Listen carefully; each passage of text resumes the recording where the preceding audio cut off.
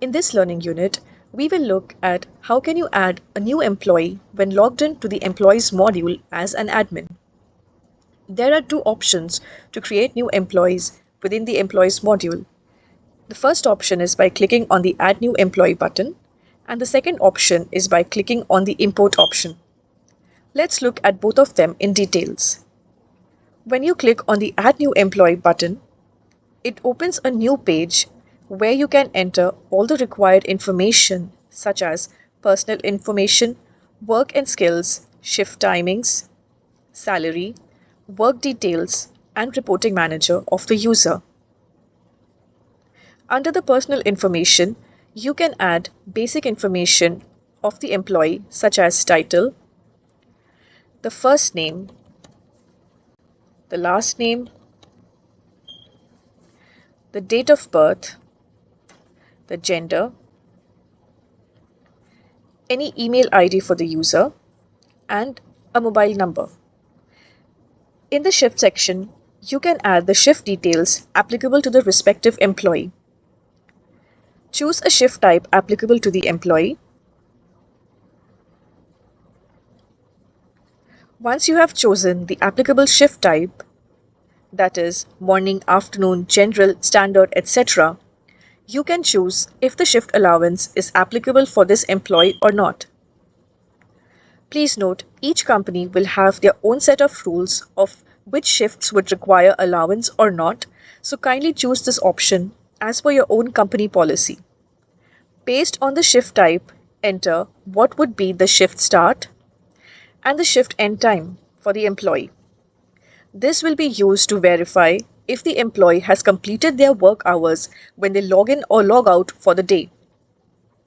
Based on your company policy, you can enter the shift break percentage and the shift break time, which will decide how much of break time can the employee use when marking break time in the main dashboard page. Select yes or no for the overtime applicable. If you require the employee to submit their timesheet before logging out of the day, select yes, else select no. The shift calendar is used to decide if the employee will work on a regular week shift or on a rotational shift. Enter the salary details and the payment details as required. In the work section, enter all the mandatory details.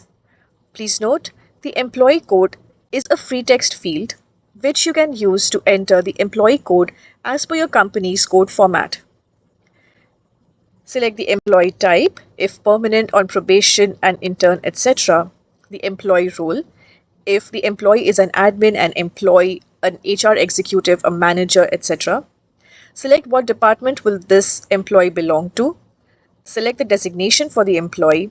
What is the date of joining for the employee? Select the office location, the work location, the work experience of the employee. If on probation, what is the probation period? What is an assessment date for this probation? What appraisal date would be applicable for this user? And what are the employee skills? Choose the reporting manager whom this employee will report to. If you would like to send an onboarding email about this employee to the employee and the company, you can click on Send Onboarding Email. As you can see, all the details entered above will populate in this pre-designed onboarding email. Once all the details have been entered correctly, click on Save to create the new employee. To create new employee using the import option, click on the import button and download the Excel format.